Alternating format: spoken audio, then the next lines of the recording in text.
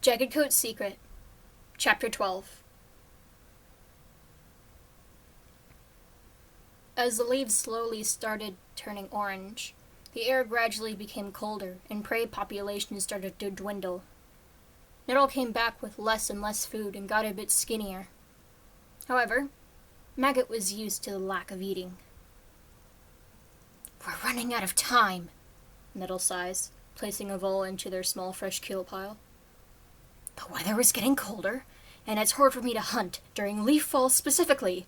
I'm not sure how well we'll be able to survive during leaf bare." "We'll be fine," Maggot meows. "A bit without food won't hurt anyone." "Well, you're more used to eating less food than me. Plus, you have those weird flower things as a last resort. I'm not eating those." "Fair enough, but they don't do well in the cold." The brown Tom lifts himself onto a rock and rests upon it. "What do you think we should do then?" "You still haven't found any rogues?" "I have not." "Well, go look for some." Nettle sounds frustrated.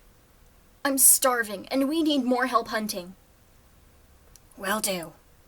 Maggot leaps down from the rock and stretches his back legs. "Where should I look?"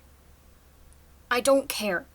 Just look for cats who could help us, and I'll go search for more food. Steal some if you have to. Just don't get caught." Maggot nods and watches Nettle pad away. The second he's gone, he turns the other direction and starts to wander, the leaves crunching underneath his paws. He admires the amber trees, which are the same color as his eyes. After a bit of walking, he starts hearing a few voices in the distance. Two she-cats, murmuring to each other. "Who are they?" He speeds up his walking pace and leaps into a tree, easily camouflaging with the brown of the trunk. His eyes narrow and lock on the familiar marigold petal, who's sitting beside a young Frostclan she-cat who he's only seen a few times. "Marigold petal and rabbit frost?" "Oh, it's been all right," Rabbit Frost meows. "I get to stretch my legs sometimes, like I am now. Swift Runner watches the kids for me when I'm away." "Will I be able to meet them?" Marigold Petal asks. "Of course. You can even help watch them if it's all right with Batstar. I'm sure Swift Runner would appreciate the help too. Salmon Kit is well behaved, but her brothers aren't." "Salmon Kit. Rabbit Frost has kits?" Something clicks in the back of his head as he watches Marigold Petal talk to her friend. He and Nettle are lacking help, and no fully grown cats would help a pair of rogues. But what if they had kits that they could train instead? "Maybe I could steal Rabbit Frost's kits? She can just have more anyway." A voice in the back of his head silently urges him to take them, but his stomach ached with the thought of ripping kits away from their mother. He shakes away the gut feeling and focuses on the voice. "It's every cat for themselves out here."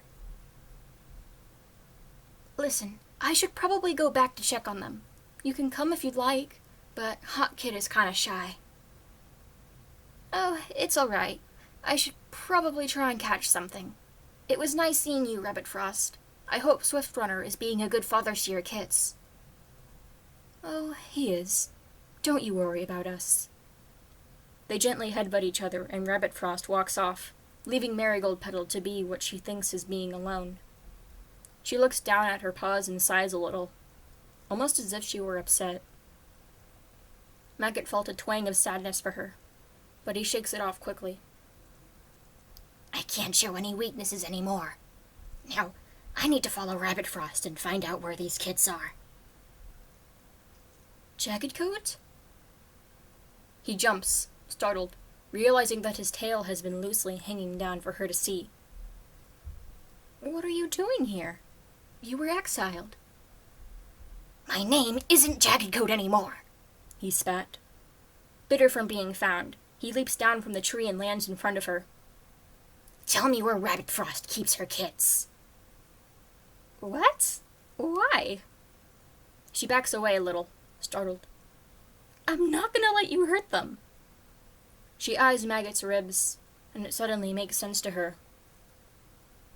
Oh, you need help, don't you? None of your business! Maggot's fur rises threateningly. When was the last time you've eaten? Dear Star Clan, the oleanders really did do something to you. She takes a few steps forward, her eyes softening for her former clanmate. Don't worry, Maggot. The oleanders aren't around anymore.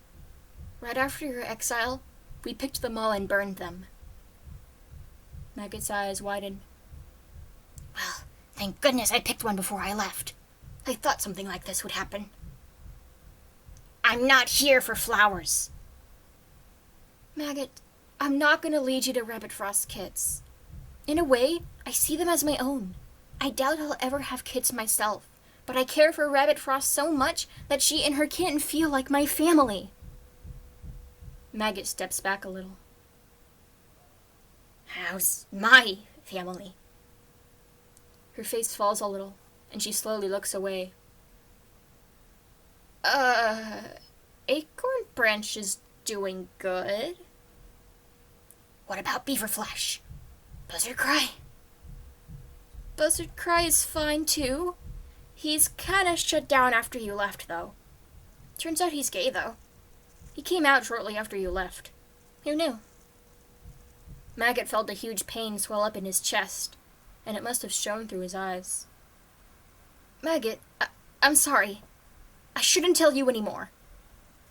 He looks down, heartbroken. What else is there that you shouldn't tell me? What else happened? Marigold Petal takes a deep breath and sighs, knowing that she wouldn't be able to hide it if she tried further. Beaver Flesh is... well... he's gone. What? Like, a day after you left, these huge dogs came out of nowhere and started giving us trouble. They messed up Touted Flower pretty badly, gave her lots of scars. She was still only an apprentice when it happened, too.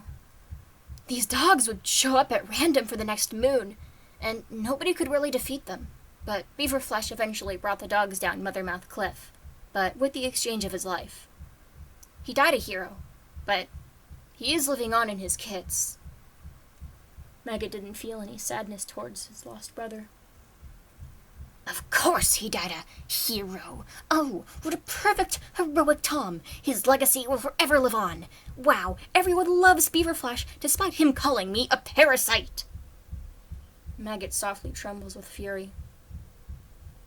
I'm sorry, Maggot, Marigold Petal sighs. Maybe I shouldn't have told you. You've clearly been going through enough as it is. Is there anything I can do? Maggot thinks. You said you doubt you'd have kids, right? Yeah, I do want them, but I'm single and lesbian. I don't think it would work out. Also, I'm asexual, so trying for kids would feel kinda awkward. Well, I have an offer for you. Maggot takes a few steps closer. Say you had my kits, and we could split the litter. You can raise your share and experience motherhood, and I can use my share to help catch more food and survive longer. I'm not sure, Marigold Petal sighs. I do want to be a mother, but it would feel weird doing it alone. And I'd want to have them with someone I love. She looks down, as if thinking about someone. Know what? Sure, I'll do it. I doubt the kids will help you this Leaf Bear, but I do want to help without taking prey that rightfully belongs to my clan. Thanks, Marigold Petal. I'll make this all worthwhile. He flicks his tail. Perfect. Just as planned.